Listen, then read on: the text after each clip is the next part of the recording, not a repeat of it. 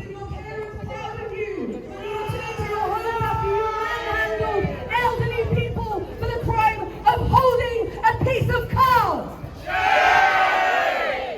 And that is why when we're on the streets, we chant, no justice! No peace! No racism! No peace! No justice! No peace! No racism! No peace! And that is why there are plastrators who will never be welcome in our city. But it isn't about the police, it isn't about us. The focus and everybody's energy should still be centered on Palestine. Because what we are seeing, I want to talk about our friend Nader. Nader and Doha have spoken to us at the protests from their tents in Khan Yunis. Nader has no money left. A bag of flour is now $600. $600 for one bag of flour. That is genocide. That is enforced starvation. And no matter what these people want to stand up and say, it's a conflict, it's a war. No, it is an occupation, it is a genocide, and it is a crime against humanity. And every single day, we are seeing more and more martyrs. And when we come out here, whatever we do for Palestine, we need to make sure that the martyrs are in our hearts. So I want you, as loud as you possibly can, and with all the energy you can, repeat after me. We will honor all our martyrs. We will honor all our martyrs. All the children's sons and daughters. All the children's sons and daughters. We will honor all our martyrs. We will honor all our martyrs. All the children's sons and daughters. All the children's sons and daughters. We will honor all our martyrs. We will honor all our martyrs. All the parents, mothers, fathers. All the children's mothers, fathers. All the parents, mothers, fathers. All the parents, mothers, fathers. So what we're going to do is we'll start with some speakers here, and then we'll go down to Night Bev and we will have some more speakers.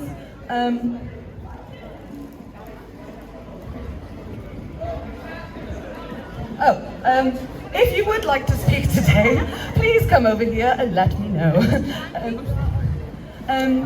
Cool. Okay, so first up we have, just on a personal note, I love this woman so much. She is so tenacious, and from Cardiff Students for Palestine, she has stood unwaveringly. She went and sat in front of Cardiff Uni and had an interview and spoke to them about the behaviour of Cardiff University security. She sat in front of them and she told them how they were complicit in a genocide.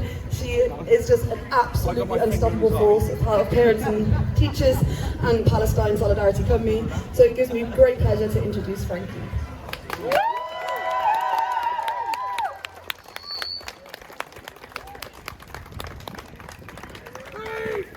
Palestine! Free, free! Palestine! Free, free! Palestine! Free, free! Palestine! Free, free! Palestine! Free, free! Palestine!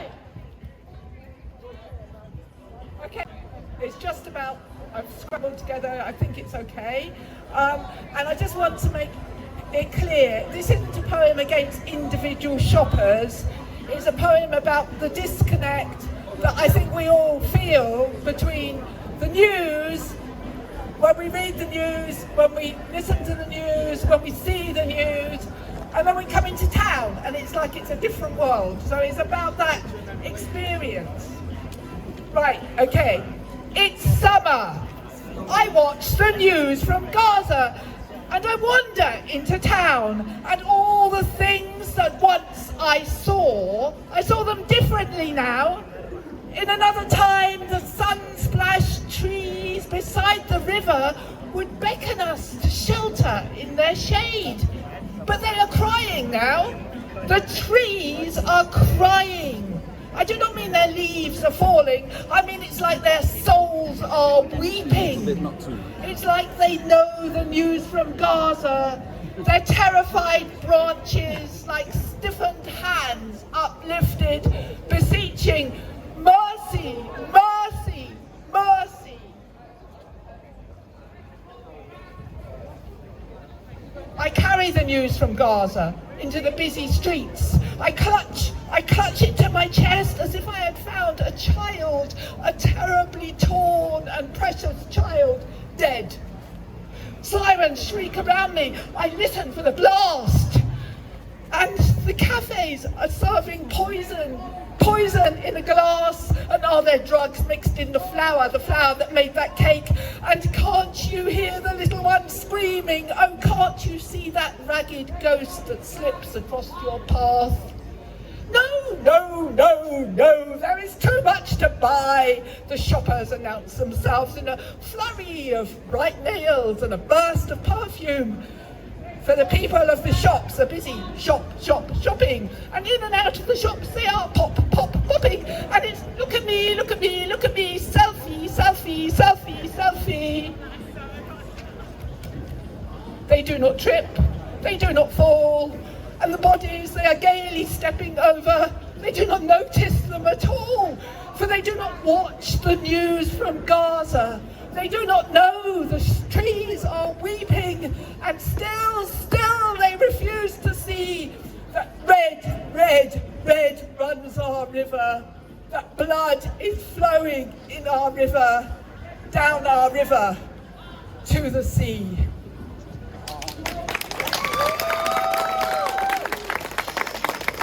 Palestine will be free! From the river to the sea! Palestine will be free! From the sea to the river. Palestine will live forever! From the sea to the river. Palestine will live forever! So, I'm so sorry, but next up, it is me. So, I would like to introduce myself, Harriet, and my fellow suspendee, November. Hello. So we just wanted to stand here from Cardiff Students for Palestine to give a kind of an update with the colonial institution that is Cardiff University. Since we last spoke to you, a further 2 students have now been disciplined by Cardiff University. That means there is now 4 of us who are subject to a disciplinary protest for protest related to Palestine. We, November and I, have our student conduct panel on the 31st of July, in which they informed us that we are facing expulsion. We know that some of you were there at the protest against the RAF on October 14th. We have been told that it was clear the crowd was drunk. Allegedly, we have been told that it was a baying mob, a revolutionary baying mob. We have been told that students and staff who are pro-Palestine are making other staff members feel threatened and unsafe. This week, some of you may have seen, it was Cardiff University's graduation, along with USW, Cardiff Met, Royal Welsh College of Music and Drama, and we've seen some incredible students and staff members crossing that stage with the flag, with the keffiyeh proudly. Yes. I know that some of them are here, some of them who walked the stage proudly, so please give them a massive round of applause. There was only one institution in Cardiff who threatened to remove students for wearing the keffiyeh and completely ban the Palestine flag. Can we guess which institution that was? Despite that, students still crossed the stage, they still proudly wore their keffiyeh, they still proudly flew that Palestinian flag, because no matter what these institutions do, they cannot stop the movement, they cannot stop the student intifada, they cannot stop the global uprising for Palestinian liberation.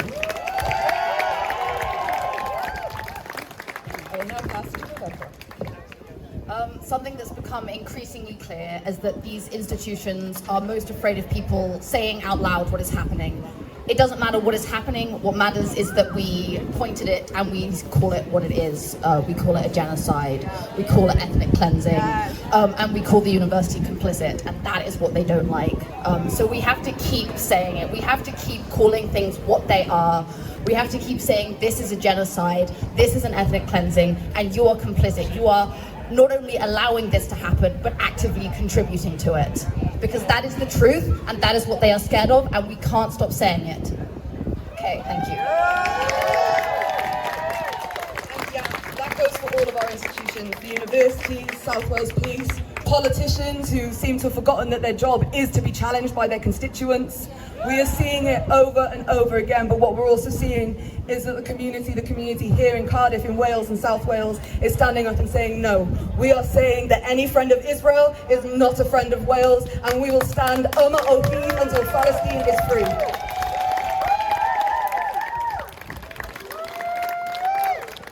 Thank you. And now I'm back. Next up, I would like to introduce again another incredible member of our community, a member of Cymru Queers for Palestine.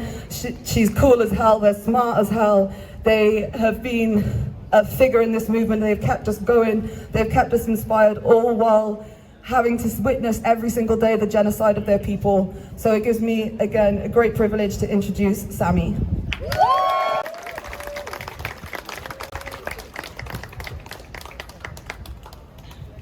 Hi everyone, I wasn't planning to speak today, but when I saw the police with their cameras, I decided to do it anyways, because they think that they can scare us with their cameras. They think that they can scare us with their court dates and their arrests. And you know, last week they arrested 16 people here in Cardiff for holding banners, for holding a piece of cardboard. I remember when the Cardiff 19 happened last year and people were arrested for also a peaceful protest, and people were saying, well, you shouldn't have been protesting at the police station. Well, you shouldn't have been doing this, you shouldn't have been doing that. I would like to stand here and say that no matter what we do, they will seek to silence us. No matter what we do, they will keep upping the ante. And the more that we let it happen, the more that we let them silence us, the more that they win.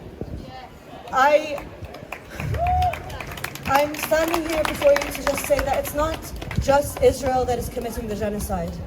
The UK is committing the genocide. The UK, we chant Israel as a terrorist state, but look at the UK's history. The UK is a terrorist state. I grew up knowing and hearing that my family, my people, my friends are being called terrorists in the West, and I never understood it. I never understood how just by being Arab, just by being myself, I would be called a terrorist. But by being in some communities here and seeing how people treat people of color, how people normalize calling us aggressive, how people normalize tone policing us and telling us that we need to shut up and that I'm being told sometimes that I'm being dramatic, where Israeli teens are being called heroes for doing the bare minimum. How is that okay? How is this the world that we live in? We need to call it as it is. We need to not be afraid of their cameras. We need to not be afraid of their cuffs, because they cannot hold all of us. We need to know that everything, to fight for this fight, it's a fight for all of us. We were never going to win the fight in a year or two. Like, look at the ACT UP movement. How long did it take them just to get people to listen to them, to understand that they were committing genocide, not just anyone and everyone in their communities? It took years, it took almost a decade, and we need to stick by it. We need to know that we are not going to fall for their propaganda that tells us that we're helpless. We're not helpless, or else they wouldn't try to stop us. We are the people. We demand an end to the genocide. We don't request it, we demand it. And we will keep our bodies here on the line every day until it happens. And even when it happens, we will make sure that those who are accountable are held accountable, including our current governments, including the governments in the US, not just Trump, but also Biden. Because let's not forget his own part in all of this. And I swear that we will fight together until we are all free. But first, we need to focus. We need to focus on where the bombs are dropping. We need to not take our focus away. Those bombs are being built here on our lands. They're being built here with our money. The UK is a terrorist state, and it is supporting this genocide. And we say enough.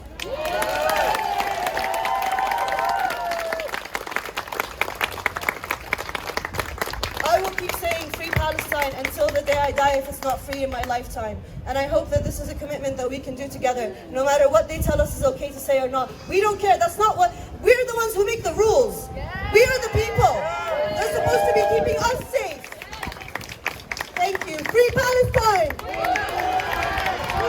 Free Palestine! Free Palestine! Free Palestine! Free Palestine! From the river to the sea, Palestine will be free. march! Yeah! I said, are you ready to march? Yeah! I believe we have a banner. Could we have the banner at the front? That would be amazing. Thank you. Free, free Palestine! Free, free Palestine! From the river to the sea! Palestine will be free! From the river to the sea. Can we have people hold the banner, please? From the river to the sea. Palestine will be free! From the river to the sea. Palestine